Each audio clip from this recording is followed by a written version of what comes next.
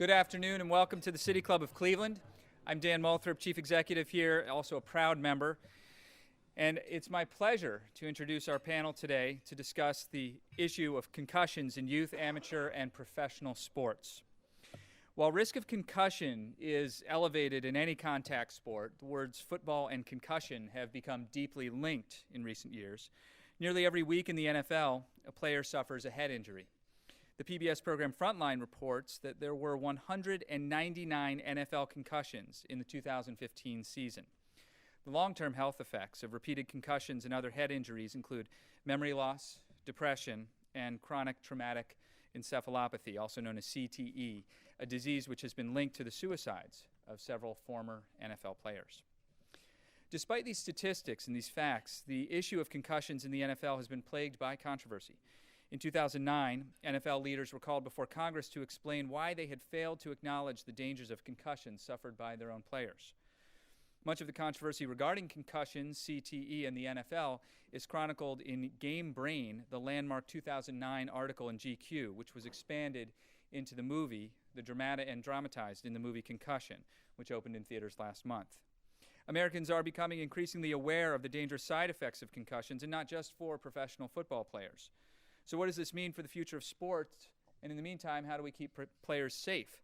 Our panel today should provide some insight. Here to lead our conversation is Training for Life founder and author Steve Sanders. After playing 5 seasons in the NFL, 2 with our very own Browns, Mr. Sanders went on to serve as a professional life coach and motivational speaker working with youth, high school, and college athletes. He also partnered with the USA Football and the NFL's Heads Up Football Concussion Prevention Initiative. And with that, Steve, I turn the program over to you to introduce our other panelists. Thank you. Thank you. So we're honored to be here today. Thank you to the City Club for having us. It's truly an honor to be here on this stage today. To my left, I have Mr. Josh Cribbs, who needs no introduction. But do we have any Josh Cribbs fans in the building? Any Josh Cribbs, right? All-time great, Cleveland Browns. We have Josh's wife next to us, Miss Maria Cribbs.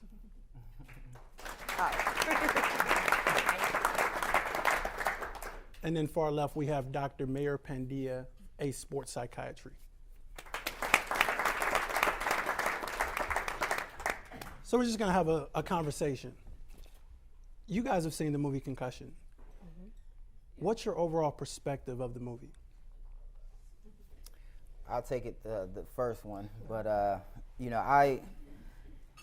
looking at the movie, it truly had me scared of what's to come. While I'm on the football field, I'm fearless. I have no fear. It's like playing recess. The hits that I take, the hits that I've taken, I know it's a part of the game. I feel like not everyone can play the sport. It's not meant for everyone. If you're scared, stay home. That's kind of the motto, how it's been. Looking at the movie and just staying to that question, looking at that movie, I almost had to turn away a lot. Oh, that's not true. It's like I'm in disbelief, of playing this great sport that I love so much. I'm like, it's not real. I'm kind of psyching myself out, so to speak. Mm-hmm. And I was scared. Mm-hmm.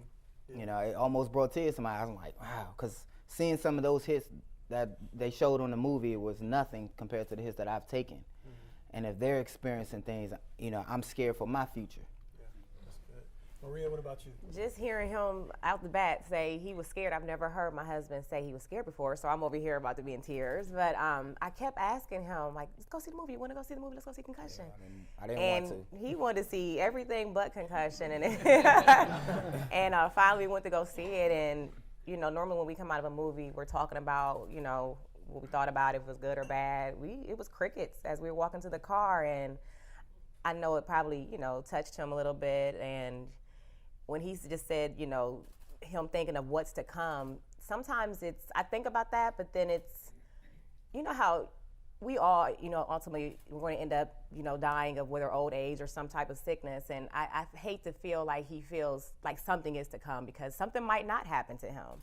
So it kind of just, mm-hmm. jerks me when you say that a little bit. But, I thought the movie was decent. I mean, the hits were a lot harder than what was in the movie, but it was just weird having everybody call me like, did you see Concussion? They want to get my take on it, and I just don't want to receive that type of prophecy over my life. But That's good. yeah. That's good. I would agree with what Maria said just right at the very end there. Is I think that it's thought provoking and it stimulates discussion.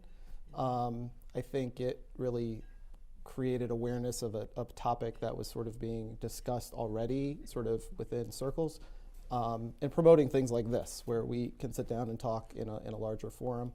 I wish that there was a little bit more education included in the movie about kind of the background and the science and kind of where things were at. I think that was a little bit of kind of what I sort of missed as part of the, I mean, it's a Hollywood movie, so you expect there to be a lot more drama and romance and those things, but I think that kind of took away to the seriousness of certain parts of it that really would have been, I think, good. Yeah.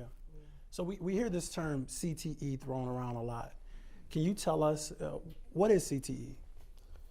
So maybe I'll start with concussion and then kind of talk about how that relates to CTE. So concussion, as I think most people know or are at least familiar with, is an acute sort of brain injury that occurs as a result of some sort of hit or blow or force that almost literally shakes the brain. And that shaking sort of stuns the brain and creates a whole wide array of clinical symptoms. Most commonly, these can be headaches, dizziness, insomnia, confusion. And in most cases, the concussion usually resolves within a short period of time, 7 to 10 days if there's appropriate management and assessment. CTE is a related condition that's chronic, as the name sort of suggests, but it's been associated with, I guess, 3 elements, some of which are still debatable. One, there is a history of trauma in the person's past. 2, there is a very distinct or specific look to the brain or an injury to the brain when it's examined, usually at autopsy. And then the third is a non-specific sort of spectrum of clinical problems, dementia, mood problems, behavioral problems. I think scientifically there's agreement that people who have been diagnosed with CTE or those that have been labeled as having CTE have a history of trauma and have that characteristic finding on their, at autopsy. Mm-hmm. But a lot of the question and debate about CTE is more about if or how or even to what extent the clinical behaviors that occur years or decades later relate back to the history of trauma and what you actually see on the brain. That correlation is, I think, still not quite there. Yeah, that's good. Thank you for sharing. Now, Josh, most recently, just 2 days ago, there was an article that came out on ESPN.com. Randall L., great return man, former Pittsburgh Steeler, right? Yeah. But Randall L. said that he regrets playing football. As an 11-year veteran who's played this game at the highest level, do you have any regrets from playing the game? Honestly, I have to say no. Playing football has brought some of the greatest joy to my life. In the aspect of the adrenaline rush of being out there, the camaraderie, the friendships. Mainly, in youth growing up, mostly all my friends or anybody who was in my circle played some type of sport. I flooded my life with sports and not just football. But, I read the article and I understand his pain. I mean, I complained to my wife more than anything. Even while I was playing, getting out of the bed, feeling like I'm stepping on pins and needles. It's been times when, when I left the Browns and I was with Oakland for a short period of time. We went through a difficult process because, I wasn't healed yet. I had knee surgery and just from all the hits, and I just was uneasy, groggy all the time, and, moody, and just, uneasy. I had fluid in my knees and it hurt. I need medication for this. And every time I would come back from practice, it was, just trying to walk right without medication and needing medication to do anything. Mm-hmm. This past year, being with the Colts, on the off days, not being able to run around with my son, having to, pretend jog, like, I got you, and kind of throwing my, and just seeing him run because I didn't have my medication. I didn't, I wasn't at work, and I didn't get that fix, and that's what I regret. But I don't regret the sport because, it just the hope that it brings, and the gladiator sport. I was raised, and I think, it may be wrong to raise, men in a sport to where it's looked at, how hard you can hit the other guy. That's like that's how good you are as a player. Yeah. We used to, in rec ball and going up, even in high school, if your helmet didn't have a lot of contact on it, we say, oh, you ducking that rec. Oh, you ain't, if you don't have a lot of head trauma or head, marks from other teams, that means you were sorry or soft. Yeah. Then show how good you were as a exactly. Player. It showed how good you were, the hits that you could take, the hits that you can get up from. I prided myself in not getting hit, but getting up from the hits. That's good. So I don't regret it at all. Yeah. I just wish that, like I was having this conversation with a doctor, the research was more advanced to whereas we could see signs and that the doctors can say, hey, we see that you're on this path from your brain signs. We need to give you this, or you need to stop doing this. I wish it wasn't a shot in the dark, like, oh, you had how many concussions? Chances are, you're going to have, I wish it wasn't such the unknown. Yeah. Maria, I'm so glad you're here. Oh, I am too. I normally don't talk. Yeah, exactly. I had to force her to come. But you bring an interesting perspective because not only are you the wife of a former NFL player, but you're also the mother of a 6-year-old boy who's watched his dad play football since he was born. Right. And now wants to follow in his footsteps. Yeah. Do you have any reservations? Of course I do. I honestly, my son is 6 years old, and I honestly think he just realized Josh was a football player last year. And so, he's watching him play with the Colts, and sometimes when, he's getting on my nerves, I'm like, well, look at Daddy on YouTube. And so he starts picking up, somehow he Googles his name, and then he sees all the hits he's going through. And those hits, when I see stuff like that, it just does something to me. So I'm like, I wish there was a way to block this off of YouTube so he could just see all good, plays. But now he's getting to the point where, last year when he was 5, he kept asking me, Mom, you gonna sign me up for football? You gonna sign me up for football? And I'm like, oh, heck no, I'm not signing him up for football. Did everything she could. Yeah, I put him in T-ball, I put him in basketball, and I thought he was, active enough. And we get in the car, and he would still, okay, Mom, did you sign me up for flag yet? And I just couldn't avoid it. And so I started thinking, as a mother, I want to protect him because, it's one thing to see a husband out there getting beat up, but oh my God, he didn't do the dishes. He deserved that. No. But then for your baby to be out there on the field one day and taking hits, I don't think I could handle that. So a part of me wanted to stop him and put him in something that, was a little bit more a safer sport, which I don't know if there is any because apparently football isn't the only one you can get concussions in. But then another part of me is, who am I to stop his passion or something that he's passionate about, So that's what I struggle with. Do I let him go out there and take that risk, or do I just let him do what he's passionate to do? Who am I to stop him? Why live in fear of something that could happen, or that's what I fight. That's what I battle with. It's a good perspective from a mom, protective mom. Maria, just want to follow up. So you said flag football. You also have he's the in same? flag now, but now he's talking to him. Yeah, not even flag, but that's safer. I've seen it. He's done a season of it, and it was good. But now he's trying to work on his dad about tackle. So I hear them having a conversation about it. And I know if he wins him over, then he'll okay, then he comes over to me. So tackle is the next step, and that's sure. Yeah, I don't know. I mean, even So about the coach. We do good at putting them off. I was telling Steve, I said, it starts next year. And I said that in the fall when it starts. It starts next year because you're only 6. And he's asking now. I said, football's in the smarter fall. now, I was like, it's bad. He was like, but you said it last time, man. He's like, now I'm 6. Yeah. Like, we can't. I really, to help Maria on that, I'm trying to, keep him out of contact at least until, getting ready to go to high school at that level. And hopefully he has gained enough fundamentals and doesn't have the passion to actually hit and to, because at a young age, that was my passion. If I could hit somebody and had his contact, I go back and show my friends, like, man, where y'all contact at? And I don't want him to go down the same path, because the trauma starts at a young age. Yeah. And with the education now that we have, at what point in time do we have these conversations with our young kids in contact sports about the dangers that are out there? Mayor, you have a son who plays flag currently, right?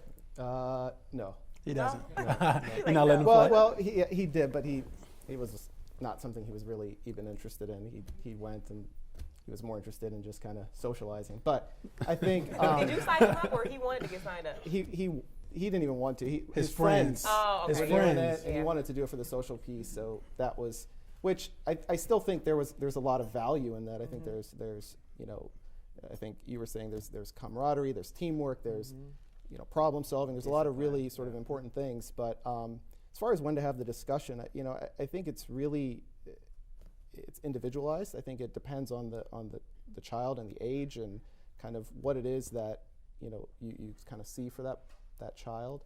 I don't think it's any different than talking to your child about drugs or drinking or the things that you're concerned about. I mean, you have to have a serious discussion at some point. If you're really concerned about them playing football or contact sports, then I think you find the right time when you think they're mature enough to have that kind of discussion. There's another perspective to this too as well, from the mental health side of things. You work with athletes. Give us some reasons why athletes don't report concussions when they do have them. I mean, I can speculate, but Josh can probably tell you, and you could probably say. But Yeah. I think that from a mental health standpoint, I think there's a lot of reasons that people don't engage in treatment. I think one is stigma. I think culturally there's still a lot of stigma, and I think it's even more intense within professional sports. I think there's mistrust a lot of times about who can you trust within the team or the organization or the coaches, because there's always the worry about your own security, right?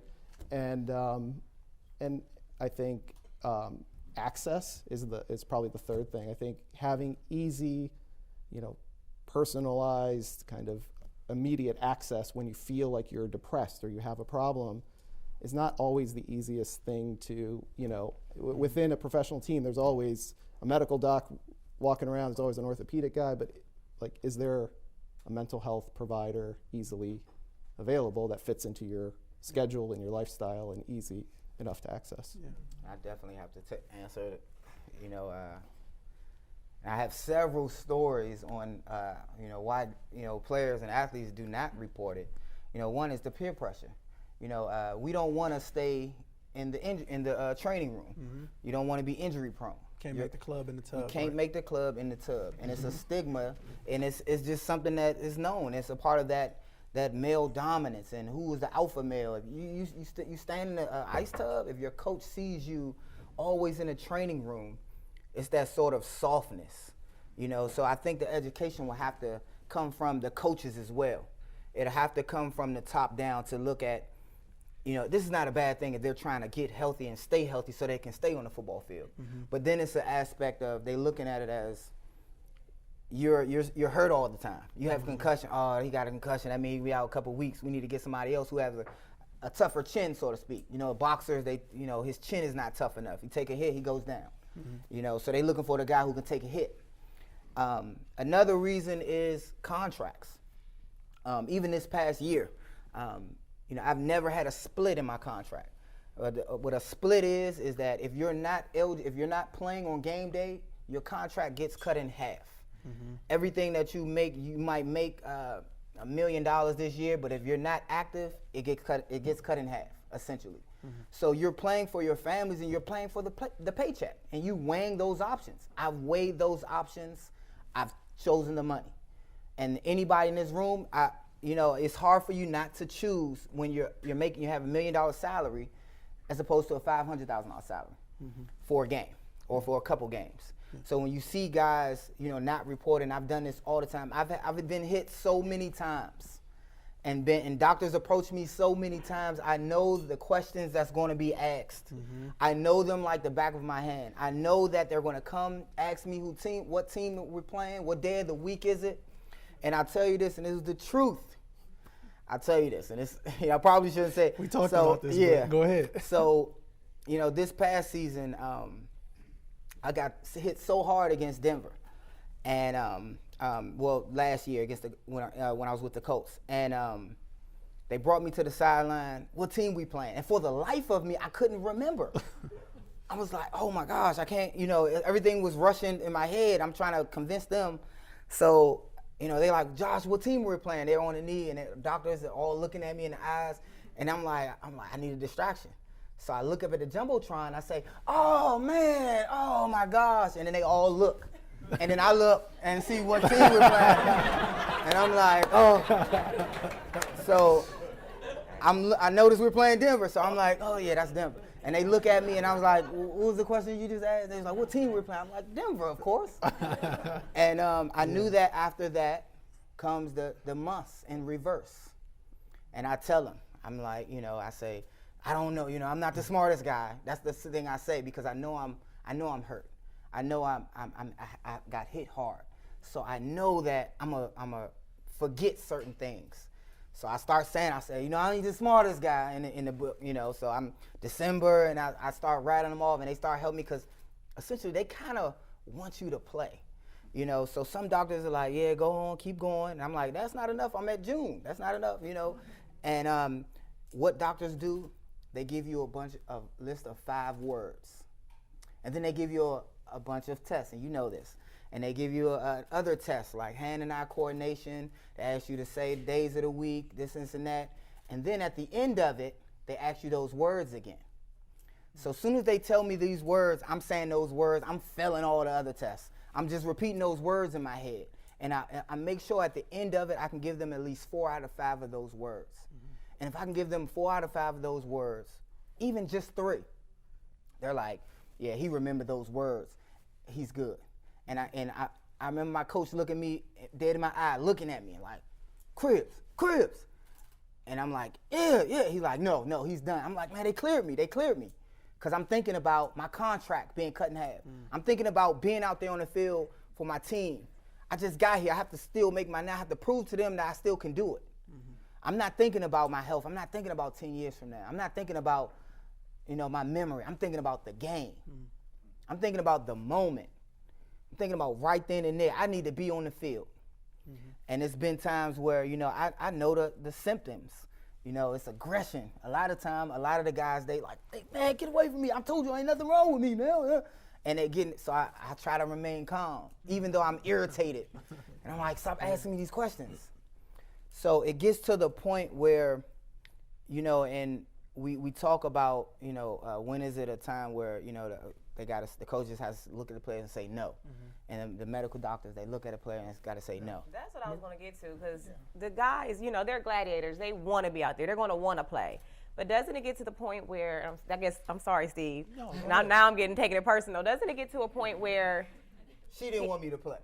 Any type of hit I took, she's like, but doesn't it get to a point where, okay, he's not a doctor. He's a player. He's going to want to be out there on the field running up and down, Right. Doesn't it get to a point where the doctor's like, dude, you were just out for 2 minutes. There's no way. I mean, you might be able to pass this test or whatever. You need to go have a seat, And the NFL has done a lot as of recently to make some changes to the game. And they're doing some different things, and some people feel as though they're not doing enough, but they are doing what they can, and the education is coming slowly but surely. My question to you is, though, how do you feel when you watch your husband take a major hit and he's knocked out on the field? I forget what game it was. Baltimore.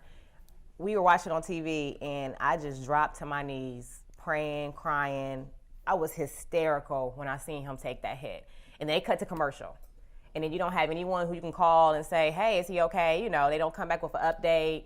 Back when he was playing, they weren't getting back on the TV saying, we spoke to the trainers and he's all right. So I'm sitting there for about 45 minutes in just pure agony, crying, the kids crying. we just seen the man of our house laid out on the ground, and he was laid out. I mean, they had the camera on him for a minute, so I don't know how much longer after that he was knocked out. But it just does something to you, and I get to a point where, with him, I'm like, is it worth it? I know you take care of us, you take care of many households, and he was blessed to do so. But is it worth it? And that's what I struggle with. It drives me crazy. I talk to him, and then he's not even sounding like himself, so I know something's wrong with him. He's all antsy, sound like he just got done doing an aerobics class or something, and you sit on the plane, and you can tell he's real fidgety, but then he's out there that following Sunday. And for you to say, 7 to 10 days to heal from a concussion, it just it didn't make any sense to me. And a part of me is like, who's at fault? Is he at fault because he wants to be out there? Or the people who are giving the permission for him to go out there and play? Whose fault is it? Because now I'm just upset, I'm hurt, I don't like the emotions that it puts me through. But then you see him out there, and then the next Sunday, and it's like, is it worth it? I don't know. I guess that's a question I have to ask him. Is it worth it? Because you couldn't pay me enough. I'm not going. Nobody's going to hit me. You can't do that. I quit. You can have the ball. Here you go. Take it. But. Josh, we have time for maybe a couple more questions, and then we'll throw it to the audience. How many documented concussions have you had? Documented since college, about 4. About 4. About 4 documented. And then walk us through briefly what it feels like to take that hit. Like you just took a hit, and you have a concussion, or you feel as though you can't remember anything. What does that feel like? It feels like the height, the climax of being drunk. If anybody ever was in college and you got drunk enough to where the type of drinking to when you say, I'm never going to drink again, and I have to compare it with that, because your mindset at the time of the hit is completely unaware of what just happened. When I got hit unconscious in Baltimore, I came to, and I didn't know what happened. I'm like, what? And I knew, only reason I knew I got hit hard because I saw Michael Irvin on the field, like looking at me in a suit. And I'm like, what is he doing on the field? And I couldn't wrap that around my head. And then when I rose up a little bit, I saw everybody on the knee praying and like, oh, Lord, please help me. And I'm like, oh, they looking at me. Oh, it's me, And wow. I had to look for visual cues to know that I was the one who got knocked out. I didn't know I got knocked out. And they were, the doctors were like, is your head okay? I felt fine. And I told them, I said, except for right here. And what happened was, when I was unconscious, I got kicked in the face. And I didn't know. My helmet flew off. And, if you ever look at concussions on YouTube or anything, you notice that the hands jolt. They jolt just like that. And it's like I don't know what that is. It's a brain. It's triggers. Reflex. But it kind of, my hands went like that, and I was out. And my helmet came off, and looking at it on tape, it's hard for me. It was hard for like a year. I can honestly say, like, for a year, I shied away from even looking at the footage. And I saw that, I got kicked in the face, and I'm like, oh, that's why my head was hurting right here. And the way the doctors explained it to me was that it was a reboot. Like, sometimes when you get knocked unconscious, it's better than, sometimes it's better than getting hit and not getting unconscious, and then you're just like groggy and you're feeling, because it's been times when I get hit, and I'm gonna end it with this, it's been times when I was running a Wildcat, and for the Browns, I would get hit so hard, I'll be saying like 4. It'd be like, and I'm trying to call the next play, and I'm shaking my head, and I can't see, and I'm like, okay, let me just wait till I can at least see 2 people, at once. Let me wait till I only see double vision.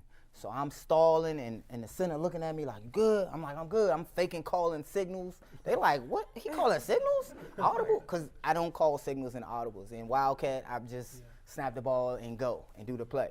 So I'm just calling dummy signals, and I'm trying to give myself time to at least see only 2 people and not just 1. I mean, well, not 3 or 4, because my head was ringing. Dr. Pandya, the last question for you. You've decided to start your own practice, and specifically working with athletes and mental health. Listening to Josh, what does that do for you? Knowing, is that confirmation for you that you made the right decision? Well, Yeah, I mean, it is provides some confirmation, but it's also unsettling, right? And to some extent, I feel like I've been desensitized because this story is, I've heard this story repeatedly over and over and over again. I mean, guys say they don't remember an entire half of a game. And that I think is the problem. If you have a concussion and you're out there and you can't remember what's happening and the likelihood you're going to get hit again is pretty high. And then, there's a whole host of other clinical problems that come along with that. So, yeah, I mean, it's unfortunate that this problem exists, but I think that, having more resources and support and education, I think is really, if nothing else, if people sort of think about it and think twice before they go back in a game, or think, the coach thinks twice before sending somebody back in the game, or a trainer, or even a teammate saying, hey, look, you look off, you need to sit down. I think that's I think what this really, is about. Wow. At this time, we're going to throw it to Dan, and I think we're going to take some questions from the audience. Some very quick housekeeping here before we get to questions from the audience. We are enjoying, as you know, a panel conversation on concussions in youth, amateur, and professional sports featuring Josh Cribbs, former NFL return specialist and wide receiver, his wife Maria Cribbs, also an author of Not For Long, and Dr. Mayur Pandya, lead psychiatrist at ACE Sports Psychiatry. Steve Sanders is our moderator. We encourage you to organize your questions for the panel now and ask that your questions be brief and to the point. If you're joining us via our webcast and would like to tweet a question, or if you're here in the audience and too shy to stand up and ask it yourself, you can tweet it at the City Club. We welcome all of you here and those joining us via the web stream provided by our primary media partner, 90.3 WCPN, WVIZ PBS, 104.9 WCLV Idea Stream, or one of the many other radio stations across the region and country that carry City Club programs. Production and distribution and broadcast of City Club programs are made possible by Cleveland State University and PNC. Be sure to join us Tuesday, January 26th, as we welcome Michael Brune. He's the executive director of the Sierra Club. We'll have a conversation on climate change and how clean energy is boosting our economy and transforming the country. For more information about any of our upcoming forums or any of our past forums, you can visit us online at cityclub.org. Our community partner for today's forum is the Fellowship of Christian Athletes. We thank you very much for your support. We also welcome guests at tables hosted by the Cleveland Clinic and United Healthcare. We thank you very much for joining us. Additionally, we welcome students to today's program from Brookside High School, Cleveland Montessori School, Notre Dame Cathedral Latin High School, and St. Martin de Porres High School. Student participation is made possible by the Mary Jane Spar and Charles E. Spar Charitable Trust. Could the students please stand to be recognized?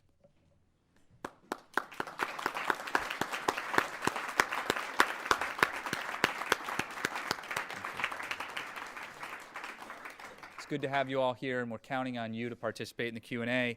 And it's now time for the Q&A. We welcome questions from everyone, including guests. Holding our microphones today are Office Assistant Wesley Allen and Marketing and Outreach Fellow Faye Walker. Do we have our first question? Oh, go ahead. Good afternoon. I'm so glad that the City Club is covering this topic because it is so important. I taught school for many years, and one incident that I'll always remember is I had a young man who was really misbehaving and was not in the mood to do his work, and I asked him what was wrong, and he said he was angry because his mom wouldn't let him play football because she was afraid that he would get injured. And so, Ms. Gibbs, I'm asking you, pretend you're in a parent meeting and you have about 20 parents who are staring at you and they want to know how you can advise them on if their children, their sons or whatever, should play football. And I'm just wondering, what would you say to them? What would I say to them? Like I said earlier, the parent in me wants to stop my child from wanting to play any contact sports, but then, like I said, I don't want to take his dream and his passion away from him.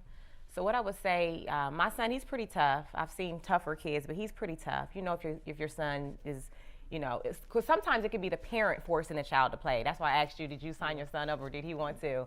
And you have to realize whether it's the parent. If the parent is forcing a child to play, I don't agree with that. But if a child is kind of just drawn towards a sport, I would say start off with a safer alternative, like, they could do flag or, swimming. Expose them to everything else that you can.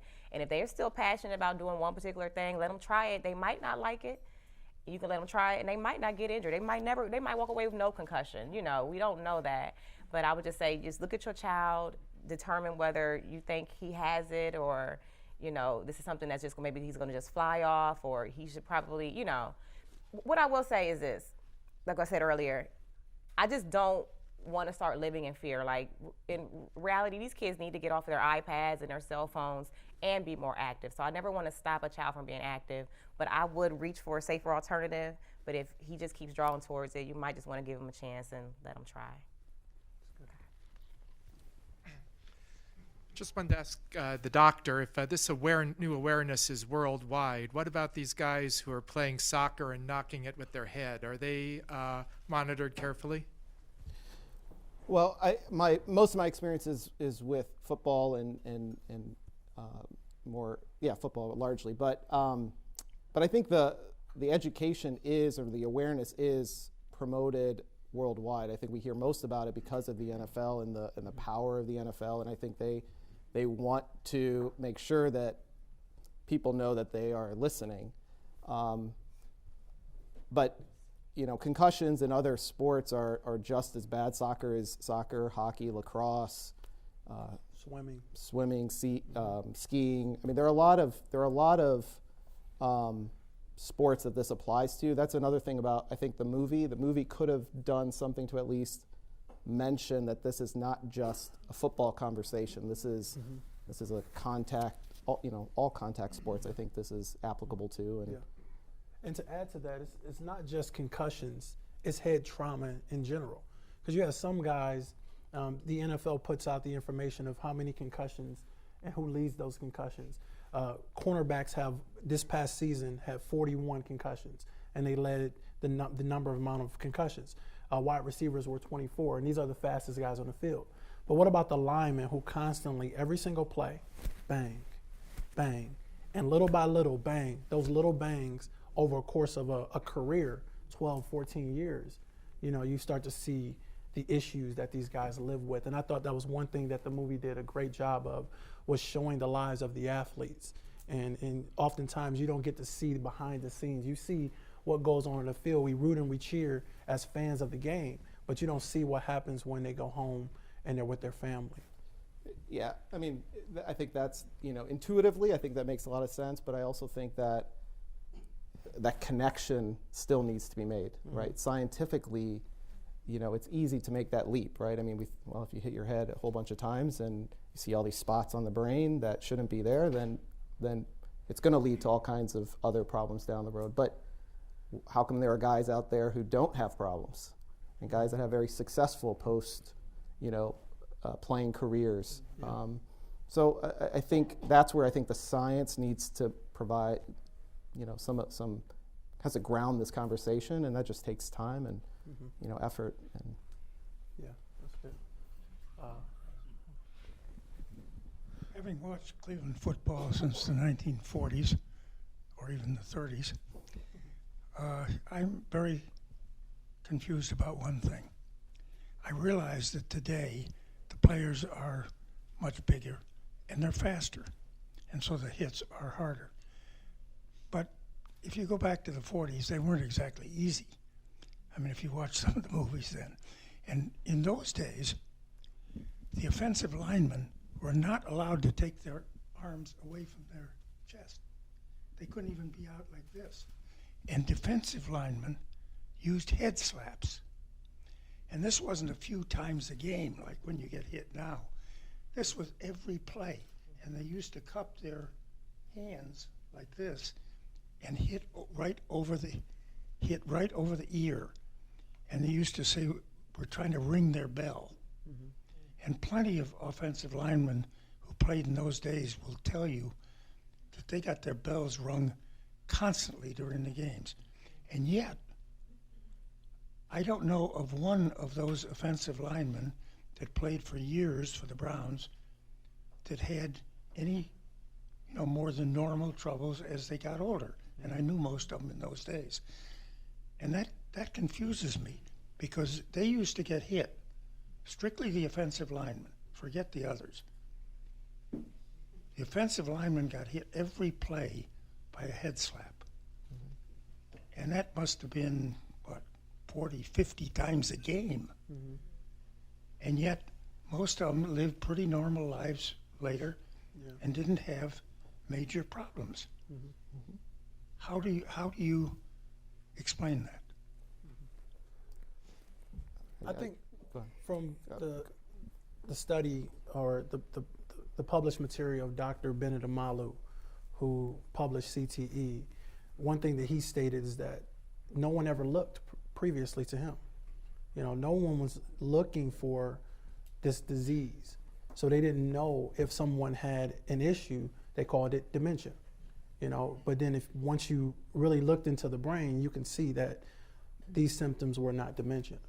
And within the movie, if you haven't seen the movie, you wouldn't know. But basically, and without telling you the movie, he looked deeper into the issue.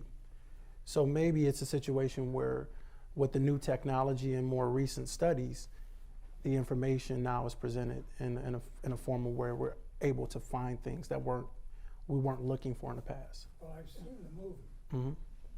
But I've seen the movie. But what I'm saying is, if you look at all the people that played offensive line for the Browns back in the 40s and the 50s, some of them were Hall of Famers and many of them were great guys. I don't know of any of them that had major problems like you're talking about as they grew older, and many of them have grown older, and some of them are in their 80s today. But is a head slap the same as a full-on Well, hit? Is that it rings the bell, and that gives you a concussion. I think it's a Yeah, difference. that's a difference. It's a difference in everybody, because everybody who get hit hard don't necessarily have a concussion, or don't necessarily show the signs. But it just takes a couple of us, who are susceptible to getting hit and getting affected. Maybe they don't make them, that old saying, they don't make them like they used to. And that's seriously, it's, I just want to add something. So I think, it goes to the point that I think it's not like everybody who plays football or everybody who has a concussion is going to lead to some disastrous consequence decades later. I think there are risk factors and variables that we don't completely, we have a sense of the things that lead, the normal population to develop dementia and those kinds of things. But, there's a selection bias that occurs, right? So if the Lawrence Phillips thing is the most, I guess, timely thing. Like if somebody had concussions in the past or played contact sports and now they have behavioral problem, we're like, okay, well, we're going to open up his brain after he dies and we're going to look and see if he has this examination that's consistent with CTE.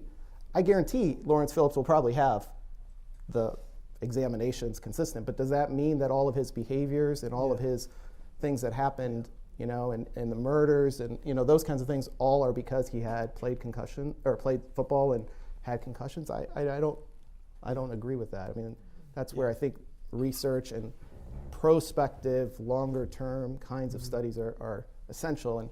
And I think there was some news recently about the NIH and how they wanted to fund with the NFL the study, and now there's all kinds of problems with the funding because the NFL wants to kind of, also be a participant in how that study is designed and who's controlling it and so forth. And so until you get that, that's where, that's questions like this are, going to always come up.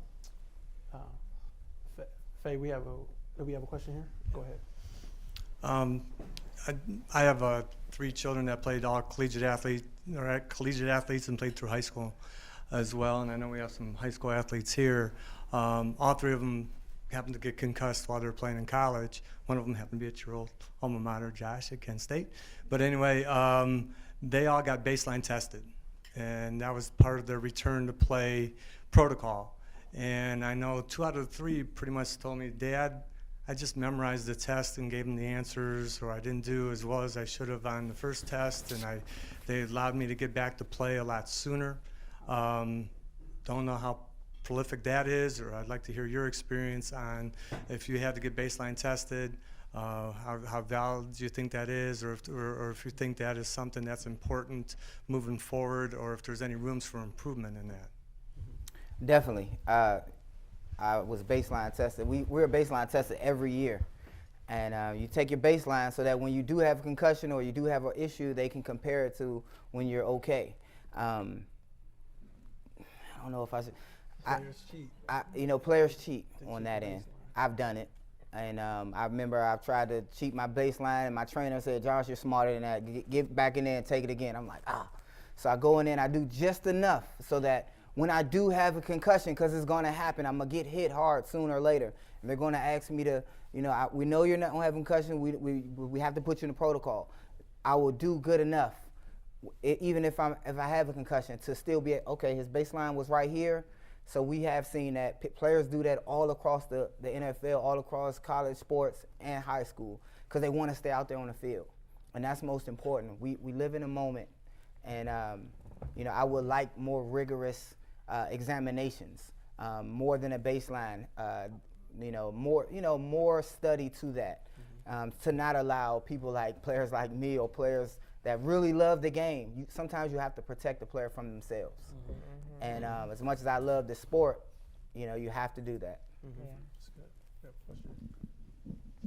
Dr. Pandya, referring to this protocol, with your experience, are there any changes in it that you would recommend to the NFL? Well, it's probably a group of people behind you that probably have more experience with this. But I don't do the sideline testing. I think that the sideline testing, by the team doctors and the neurologists, I think are the best that they can be at this point in time, because you have to have an instrument that can screen somebody quickly, get the information, and then make a decision. But no tool in and of itself is going to can stand alone. I mean, there's a lot of variables. When, some of the things Josh talked about, kind of skirting around, like, hey, look at the Jumbotron, and then figuring it out. I mean, there are just elements of that you can't always account for. I think there are a lot of groups of people, a lot of societies, academics, or medical societies, leagues that are looking at how do we do the best we can. And I think education of everybody is really the place that's easiest to start. And I think that's what's starting, or not starting, but has been done, but needs to continue. There's also, I think, technology in terms of quickly assessing things accurately via apps, or better equipment, or measuring how much of a hit somebody takes. But again, what is that threshold that's going to lead to CTE, or is it going to lead to CTE? We don't know those things yet, and that's where a lot of these questions really lie. Steve, I was happy to hear you bring up the Antoine Randall story. In that story, he says football could be dead in 20 to 25 years. He's currently exhibiting his own memory problems. If any of the four of you up there had the ear of the commissioner, what would you suggest in terms of, obviously the first step is to somehow limit concussions, and that's a tall order. Would you say put more money into the study of the science of helmets? Would you say rule changes are needed? What would you say? It's a great question. I feel they're doing a lot to try to make the league safer. But at the same time, to open it up to not just trying to control the study, but doing whatever they need to do to have the research funded, doing whatever they need to do for the safety of the athlete as opposed to the entertainment of the game. Caring more about the athletes beyond the field, beyond the entertainment, beyond the money, and really showing. I think if they reverse the friction that is trying to, cover it up, or say that it's not a lot of research, and just do whatever they can possibly, because this sport will survive. It's American sport to me. It's a great sport. Yeah. Just do whatever they can physically possible to make sure that the research is done and the safety is done to make sure that they can play, with limitation of concussions. The Cleveland Clinic is doing a study currently, right? Yes. Can you tell us a little? I think The trust. Dr. Pandya? Or? Yeah.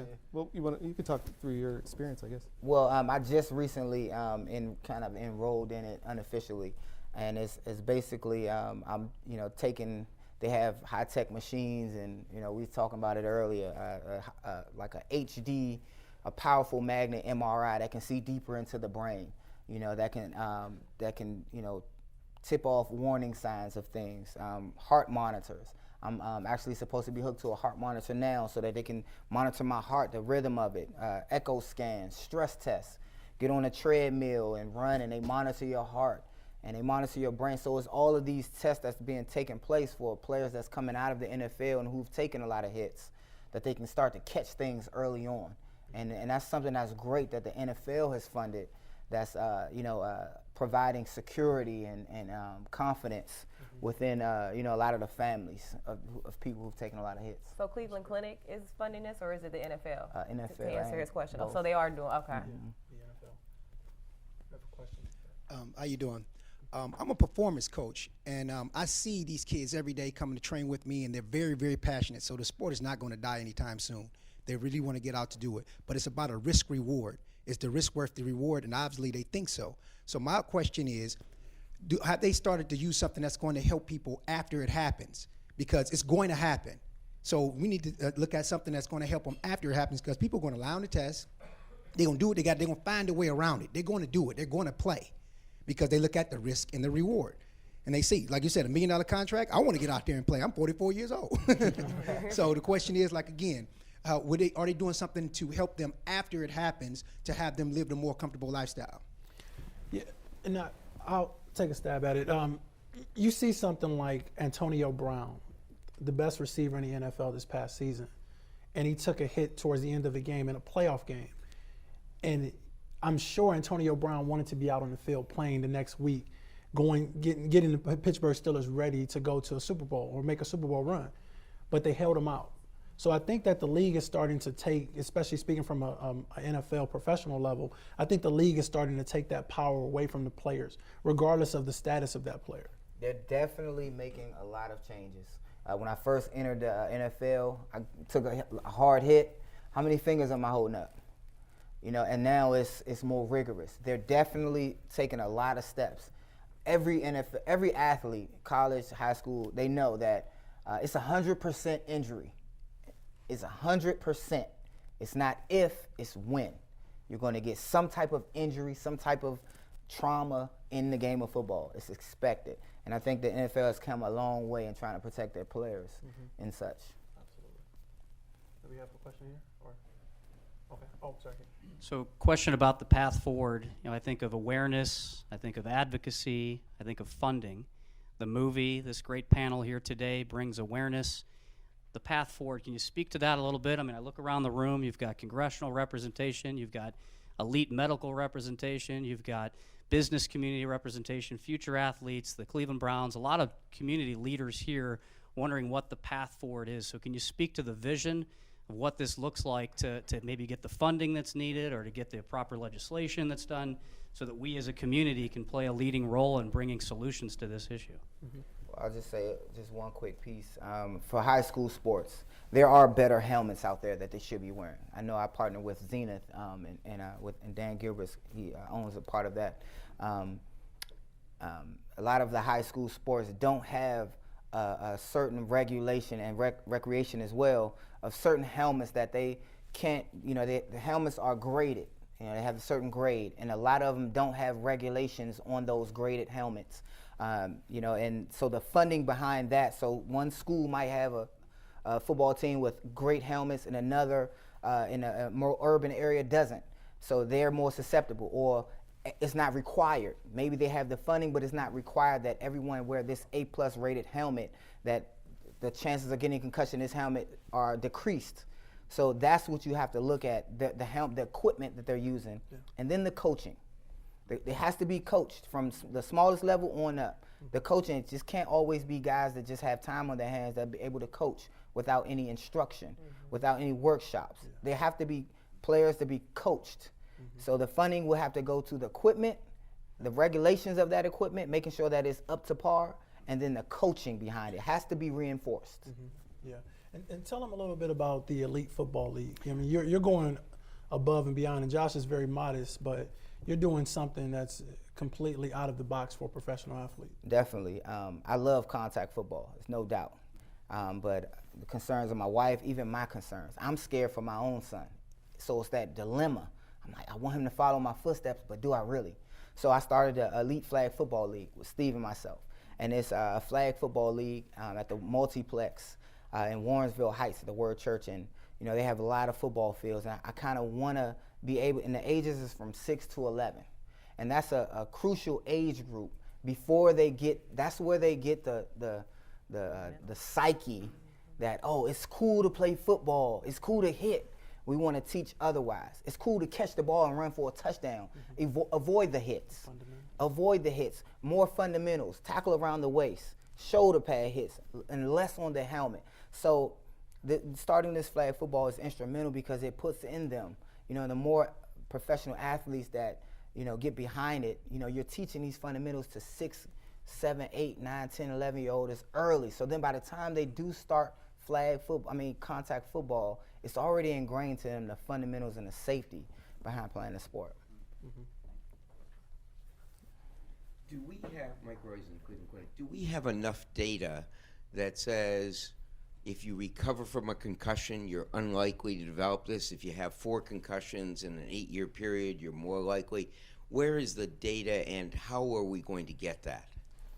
So, no, we don't have that data. We don't know what, you know, how much of a hit, how many hits, what type of hits will lead to long-term problems, right? And so I think this is, this is where I think the science, I think there are a lot of people doing a lot of really good work, including the Cleveland Clinic and, you know, UNC, and there's a lot of places that are really studying this and trying to find this out. But, you know, I at some point want to engage Jeremy real quick because I think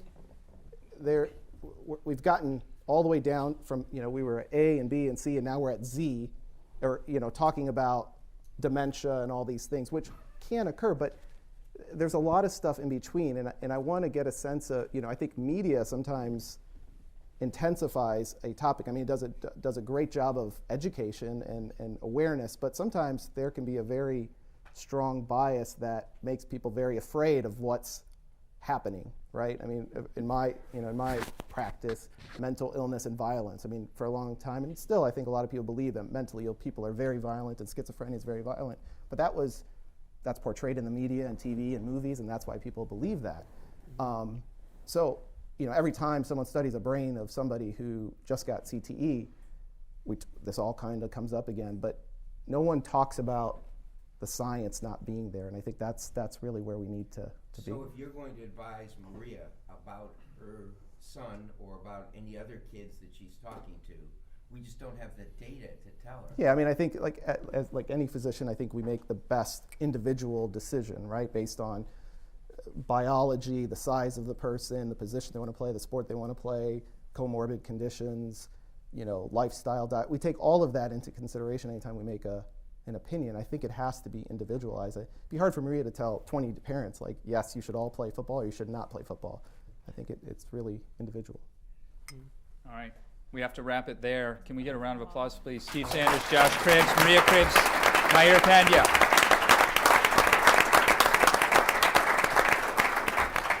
And today at the City Club, we've been enjoying a panel conversation on concussions in sport.